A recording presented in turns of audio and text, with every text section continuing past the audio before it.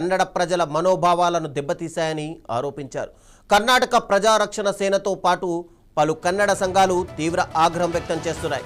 ఈ వ్యవహారంపై Whitefield police స్టేషన్లో ఫిర్యాదు చేశారు. ఎమ్మెల్యేపై కేసు పోలీసులు నమోదు చేశారు. ఈ ఘటనతో రెండు రాష్ట్రాల్లో రాజకీయంగా హాట్ టాపిక్గా మారింది.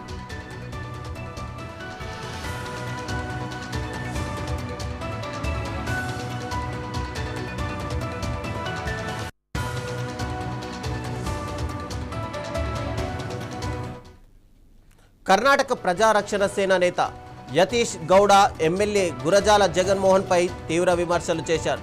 బెంగళూరులో 100 కోట్ల అవినీతికి పాల్పడ్డారని ఆరోపిస్తూ రియల్ ఎస్టేట్ ముసుగులో అక్రమాలు చేస్తున్నారని వ్యాఖ్యానించారు.